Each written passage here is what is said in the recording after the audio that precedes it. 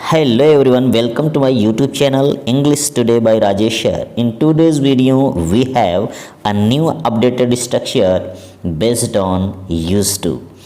Guys, आज की video में हमारे पास एक अपडेटेड स्ट्रक्चर के माध्यम से यूज टू का अलग यूज़ आपको देखने को मिलेगा। ध्यान दें, वैसे तो यूज टू का मैं एक वीडियो बना करके अपने इसी चैनल पर अपलोड किया हूं, आप वहां पर जा कर के प्लेलिस्ट में देख सकते हैं। लेकिन यहां पर यूज टू का प्रयोग डिफरेंट वे में है और जो स्ट्रक्चर है कुछ इस तरह से है। सबसे पहले सब्जेक्ट, सेकंड यूज टू, फिर be, determiner, complement, past adverb. ये है इसका अपडेटेड स्ट्रक्चर। ध्यान दें, अगर हिंदी सेंटेंस अगर कहीं आपको मिलते हैं, उसके पीछे आपको हुआ करता था, हुआ करती थी, हुआ करते थे, ऐसा कहीं पर आपको मिले तो आप समझ जाना कि वह पास्ट कंडीशन को डिनोट कर रहा है। ध्यान दें, यहाँ पर किसी भी एक्शन की बात नहीं की जा रही है। ओके, यहाँ पे बीते हुए समय के कंडीशन मतलब अवस्था, एक स्टेट जो होती है, एक अवस्था के बारे में बात की जा रही है।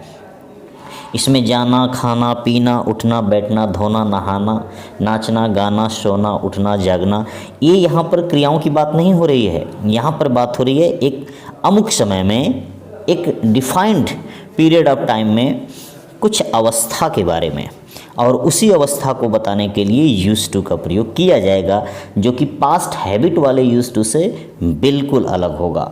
देखें, हुआ करता था, हुआ करती थी, हुआ करते थे, ऐसे यानी था, थी, थे, लास्ट में 100% आपको मिलने वाला है।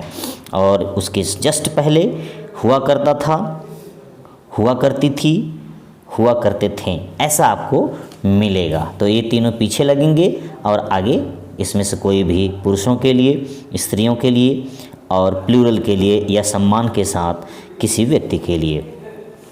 जैसा कि आप देख रहे हैं, सबसे पहले तो आप ये समझ जाइए कि मैंने एक डिटर्मिनर यहाँ पे लिखा है। डीएम मतलब डिटर्मिनर्स, आप भी जानते हैं मॉडर्न इंग्लिश में डिटर्मिनर को जो है पार्ट्स ऑफ स्पीच के अंतर्गत जोड़ा गया है 9वें नंबर पे। तो डिटर्मिनर्स जो वे होते हैं जो किसी नाउन से पहले आकर के उनके अर्थ को डिटर्मिन करते हैं, निर्धारित करते हैं। अगर आते हैं तभी इसको लिखते हैं, नहीं आते तो नहीं लिखा जाता है। मैंने यहाँ पर पास्ट एडवर्ब्स भी लिखा है, मतलब जैसे लास्ट हो गया, ठीक है, प्रीवियस हो गया, लॉन्ग एगो हो गया, वंस अपॉन अ टाइम हो गया, इन प्लस जो बीता हुआ ईयर है, जो पास्ट ईयर हैं, उनकी बात यहाँ पर हो रही है, ठीक है। लेकिन अगर आए तो लिखेंगे, नहीं आए तो नहीं लिखेंगे। जैसे देखिए, he used to be very brave. ध्यान दें, he used to be very brave, वह बहुत बहादुर हुआ करता था। ध्यान दें, बहादुर होना ये कोई क्रिया नहीं है कि मतलब फिर 10 मिनट के लिए बहादुर थे, फिर उसके बाद कायर हो गए, 15 मिनट के लिए बहादुर थे, फिर 2 दिनों के लिए कायर हो गए, डरपोक हो गए, ऐसा नहीं है। एक अवस्था है, जैसे अमीरी की अवस्था, गरीबी की अवस्था, बीमारी की अवस्था, ठीक है, बचपन की अवस्था। ये एक अवस्था है जो कुछ समय तक रहती है, जो उसका पीरियड होता है कुछ समय तक रहती है। अब देखो, वह बहादुर हुआ करता था, तो यहाँ पर उस समय हुआ करता था, अब नहीं है। इससे सेंटेंस से यही यहाँ पर एक्सप्रेस हो रहा है, he used to be very brave, वह बहुत बहादुर हुआ करता था, लेकिन पहले, अब नहीं। जैसे यहीं पे आ सकता था, he used to be very brave in his childhood, वह अपने बचपन में बहुत बहादुर हुआ करता था, लेकिन इन प्रेजेंट टाइम यानी वर्तमान समय में वह बहादुर नहीं है। तो एक अवस्था थी उसकी जो बीत गई। They used to be rich at that time, वे उस समय अमीर या धनवान हुआ करते थे। उस समय, ये पुरानी बातें हैं, अब धनवान नहीं हैं। हम इस सेंटेंस का प्रयोग उसी समय करेंगे जब हम बीते समय से और वर्तमान समय की तुलना करेंगे। ध्यान दीजिएगा, इसमें कंपैरिजन है। हम किसी भी व्यक्ति के बीते समय को यानी पास्ट टाइम को देखेंगे और वर्तमान समय को देखेंगे, दोनों के बीच में अगर अंतर हुआ होगा तभी इस सेंटेंस का प्रयोग करेंगे। देखिए, they used to be rich at that time, वे उस समय अमीर या धनवान हुआ करते थे, लेकिन अब नहीं हैं। अगर अब होते तो हम इस सेंटेंस को लिखते ही नहीं, क्योंकि आज भी हैं। She used to be very beautiful in her youth, वह अपने युवा अवस्था में बहुत सुंदर हुआ करती थी। सुंदरता यानी जब तक उसकी युवा अवस्था थी वह सुंदर थी, अब युवा अवस्था ढल गई, अब वह सुंदर नहीं है, कुरूप हो गई है। अब कुरूप का मतलब ये नहीं है कि वह देखने लायक नहीं है, अगली, टोटली अगली हो गई, ऐसा कुछ नहीं है। मतलब जो युवा अवस्था में जो सुंदरता थी अब वह सुंदरता नहीं है, मतलब ये है। तो यहाँ पर she used to be very beautiful in her youth, ऐसा नहीं है कि 2 दिन के लिए सुंदर थी फिर 4 दिनों के लिए कुरूप हो गई, अगली हो गई, ऐसा कुछ नहीं है। ये एक अवस्था है, सुंदरता की अवस्था, ठीक है ना।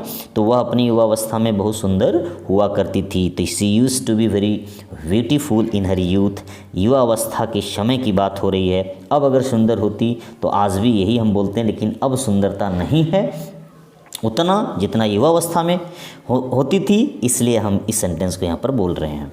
We use to be good friends, अब 2-4 मित्र हैं, हम लोग अच्छे मित्र हुआ करते थे, यानी उस समय की बात है। अभी भी मित्र हैं, लेकिन उतना टाइम स्पेंड नहीं कर पाते एक दूसरे के साथ, उतनी बातें नहीं हो पाती, उतना टाइम एक दूसरे को दे नहीं पाते जैसा पहले दिया करते थे, एक दूसरे के साथ घूम टहल नहीं पाते, क्योंकि अपने अपने काम में बिजी हो गए हैं, जिम्मेदारियां आ गई हैं, रिस्पॉन्सिबिलिटी आ गई हैं। तो यही है, एक अवस्था थी उस समय दोस्ती की। We used to be very good friends, या गुड फ्रेंड्स लगाएंगे यहाँ पर, हम अच्छे दोस्त हुआ करते थे। The kings used to be great warriors, यानी राजा महान योद्धा हुआ करते थे, यानी उस समय की बात है, राजा महान योद्धा हुआ करते थे।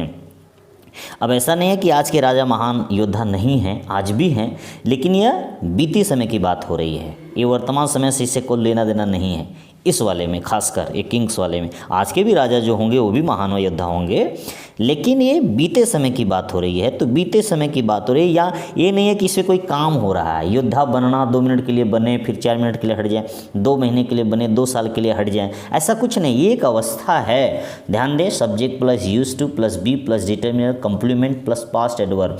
एडवर्ब आता है तो लिखेंगे, नहीं छोड़ देंगे। कॉम्प्लीमेंट जरूर आएगा, जो नाउन या एडजेक्टिव के रूप में हो सकता है। अगर डिटर्मिनर आए किसी नाउन से पहले तो जरूर लगाएंगे, नहीं आया तो छोड़ देंगे। एडवर्ब आता है तो जरूर लगाते हैं।